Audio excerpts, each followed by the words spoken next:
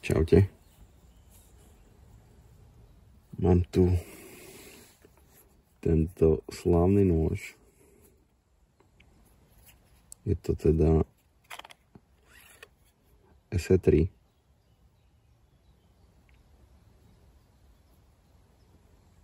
Z 1095 uhlíkovky.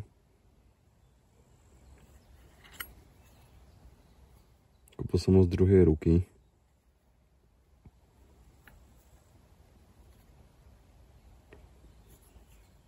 Hrúbka 3,2 mm. Oni udávajú na stránke 1/8 palca, čiže 3,175 myslím. A tak 3,2 tam uvádzajú tiež oni, takže to bude. Je to teda černené, je tam ten nástrek. Mne sa to nepáči, ale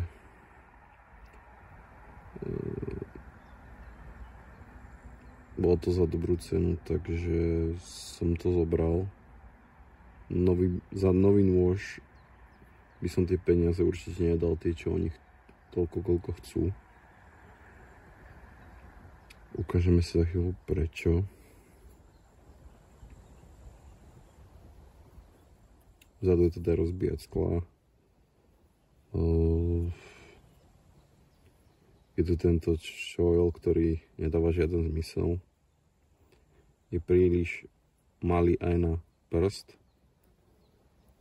Sa tu porežete. A príliš veľký. Keď sa snažím rezať, tak sa stáva, že začnem tým choilom. Takže proste je to hlúposť za mňa. Na nejaké jemné rezanie možno takto, alebo proste to nedáva zmysel. Je to teda dosť placaté. Nôž váži 148 gramov. Púzdro takéto plastové s takýmto klipom. To púzdro je za mňa super. Môže tam držiť, trošku tam hrká. Mal by to byť originál. Pre istotu som sa aj skúsil pýtať na nejakých fóre, kde sú majiteľia, kde sa venujú týmto SE nožom a asi 5 mi povedali, že je to originál, takže naozaj to asi bude originál. Pretože som bol až taký nešťastný z toho, ako to reže.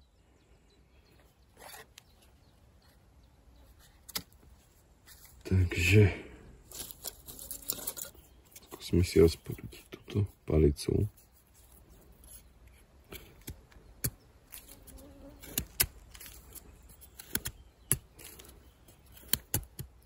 Viem, že tento nôž má aj lebo on ho predal Milan Matejka. Potom Patrik Jehlička má naň video. Kraken samozrejme. A ešte David Koči. Dám linky dole. Na túto mokrú liesku. To reže. Ale má to tendenciu uklzať sa. Niekedy v tom reze, ako vidíte.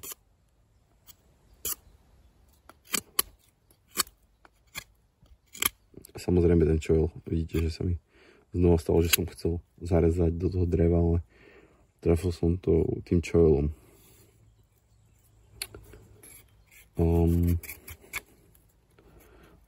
Držanie je tiež dosť také nešťastné.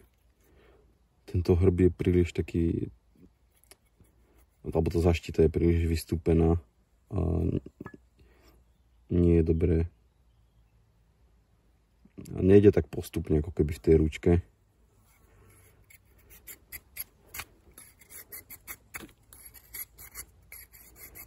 Takže to je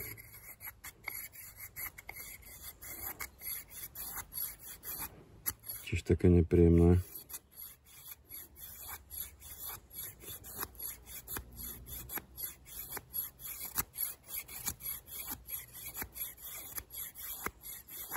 Je tam teda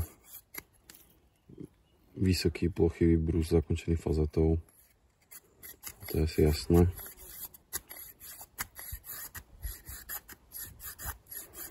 A toto je mokrá lieska.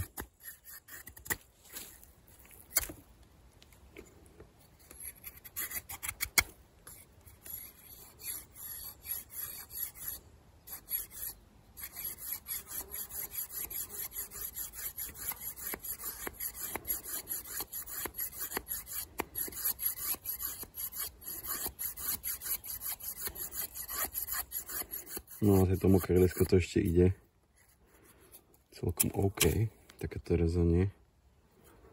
Ja som to skúšal aj na suchej vrbe v rámci rezania a hobliniek a ako vravím, bol som z toho v rozpakoch.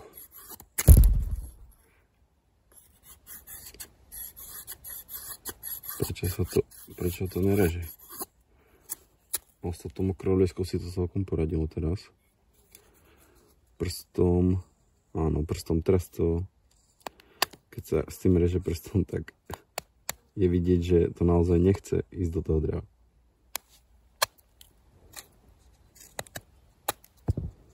Naozaj je to problém.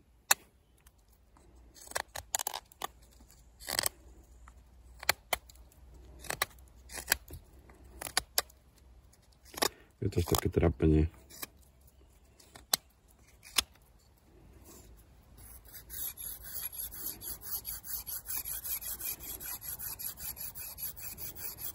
Takže dajú sa s tým robiť aj nejaké také jemnejšie.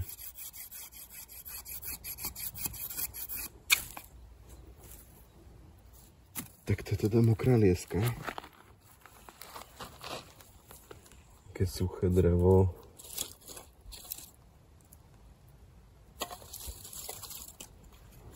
Skúsiť túto rovnú jedlu.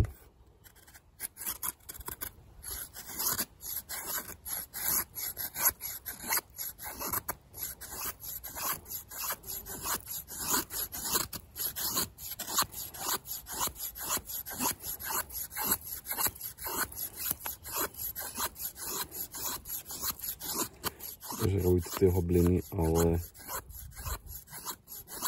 myslím, že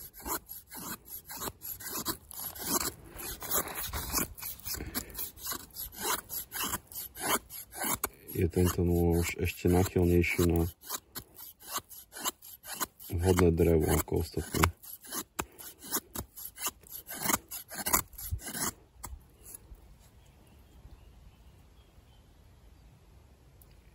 Tá povrchovka sa už má nejaké čiary na sebe, tak uvidíme, koľko to bude držať.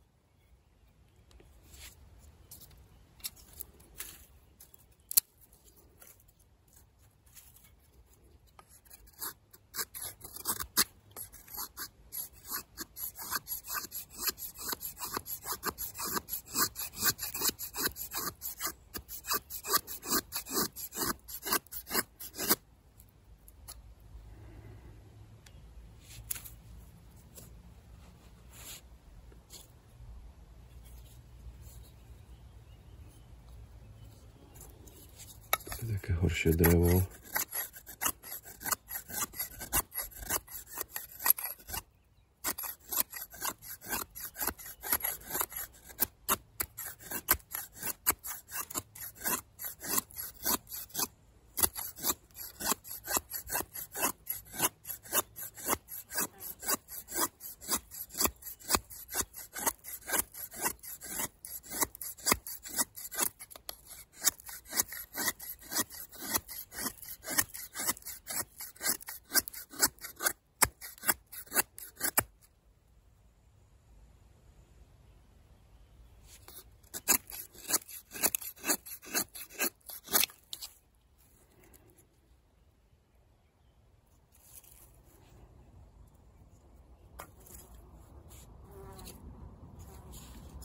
A ešte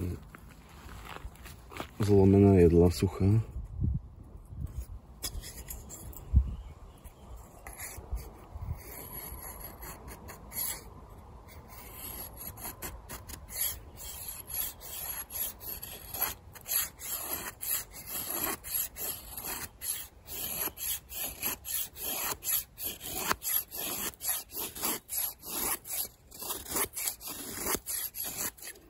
pocit z toho rezania je strašne taký, že musíte prekonávať odpor pri tom rezaní. To príde.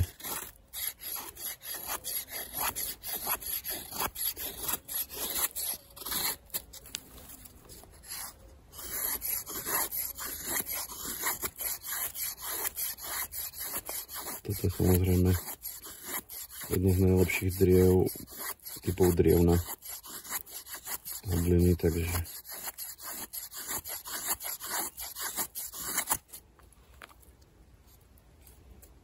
to zvládne, ale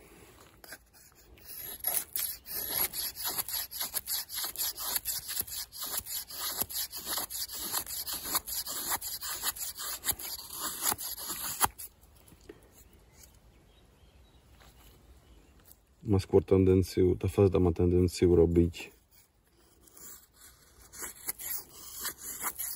také naozaj zakrútené tie hobliny.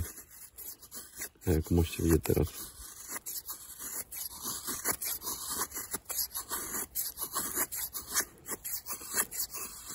Až také trubičky, alebo ako by som to povedal.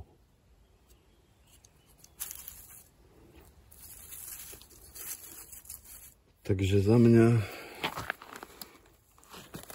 neviem si predstaviť dať za ten nôž tú plnú cenu, za ktorú sa predáva. Myslím, že to je nejakých aspoň 130 €, 150. Nesledujem to až tak. Takže možno to Ontario 3 je výhodnejšia kúpa ako toto. Neviem. Nemal som ho zatiaľ ešte v rukách, takže to neviem posúdiť.